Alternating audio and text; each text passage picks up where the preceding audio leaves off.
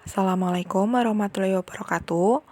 Yang terhormat dosen mata kuliah umum pendidikan agama Bapak Doni Hidayat, serta teman-teman dari Rombel 109 yang saya banggakan. Perkenalkan, saya Ranindra Aviana dengan NIM 6411421152 akan mempresentasikan materi dengan tema Islam kemodernan dan keindonesiaan pada bagian ke-25, yaitu sumbangan Islam untuk perkembangan ilmu pengetahuan modern. Sumbangan Islam untuk perkembangan ilmu pengetahuan modern. Apa itu ilmu pengetahuan modern? Meskipun kata modern memiliki banyak makna, pada bab ini kita batasi pengertian kata itu sebagai definisi untuk tingkat mutakhir perkembangan peradaban umat manusia secara keseluruhan yang karena berbagai hal, kebetulan, dimulai oleh bangsa-bangsa dari kawasan Eropa Barat Laut.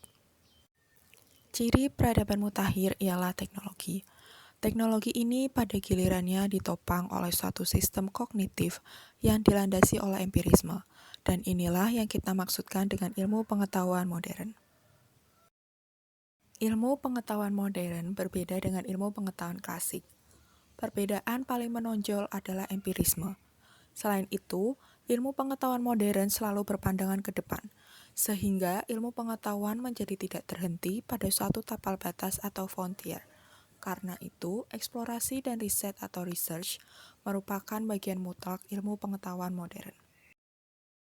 Meskipun secara kebetulan abad modern dimulai dari Eropa Barat Laut, sesungguhnya bahan-bahan pembentuk kemodernan itu berasal dari pengalaman hampir seluruh umat manusia. Karena rentang daerah peradaban umat manusia pramodern itu berpusat di kawasan Timur Tengah dengan budaya Islamnya, sehingga peradaban Islamlah yang memberikan banyak sumbangan bahan klasik bagi timbulnya abad modern.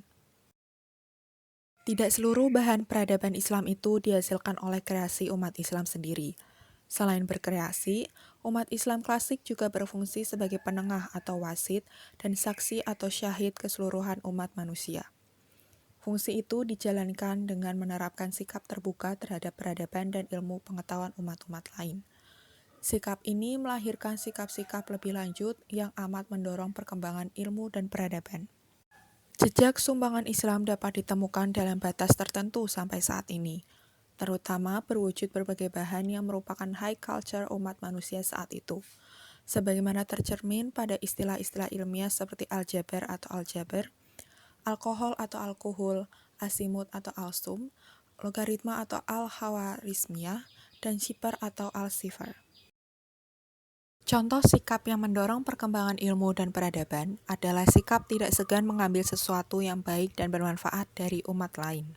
Dalam perspektif inilah, bisa dipahami sabda-sabda Nabi bahwa hikmah atau ilmu pengetahuan, wisdom, adalah barang hilang kaum beriman, sehingga siapapun dari mereka menemukannya, hendaknya ia mengambilnya, dan hendaknya kita menuntut ilmu pengetahuan meskipun harus ke negeri Cina.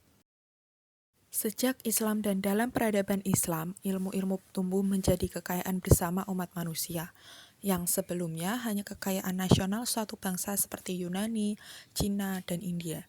Sehingga umat Islam terkenal sebagai umat yang pertama kali menginternasionalkan ilmu pengetahuan. Penjelasan mendasar atas kenyataan-kenyataan itu terdapat dalam Weltanschauung Islam yang memandang bahwa umat manusia atau anak cucu Adam adalah makhluk Tuhan yang ditunjuk untuk menjadi khalifah atau wali pengganti baginya di bumi karena berilmu dan dapat mengenali lingkungannya. Jadi, usaha memahami lingkungan hidup berarti usaha memahami sunatullah atau hukum-hukum Tuhan yang telah ditetapkannya untuk alam ciptaannya. Maka, bertindak dengan berpedoman pada hasil-hasil penemuan ilmiah adalah bertindak sesuai dengan sunatullah dan bentuk tunduk kepada Allah Subhanahu wa Ta'ala.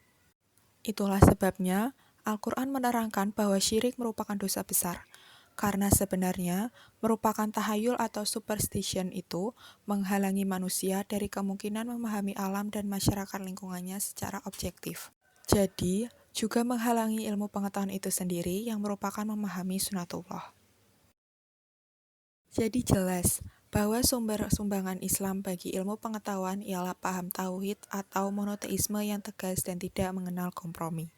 Menurut sudut pandang Islam, pengajaran moral dan etika pada peradaban modern sangatlah sedikit. hanya dari segi metode dan empirisme dari peradaban modern yang tampaknya absah atau valid. Dari paham tauhid itulah, sumbangan Islam yang diharapkan dapat mengatasi krisis moral dan etika pada peradaban modern. Manusia harus disadarkan kembali akan fungsinya sebagai ciptaan Tuhan, yang dipilih untuk menjadi khalifahnya dan harus mampu mempertanggungjawabkan seluruh tindakannya di muka bumi ini kepadanya. Ilmu pengetahuan berasal dari Tuhan dan harus digunakan dalam semangat mengabdi kepadanya. Sekian video materi dari saya, semoga dapat memberikan manfaat bagi teman-teman semua. Maaf apabila ada salah kata, terima kasih. Wassalamualaikum warahmatullahi wabarakatuh.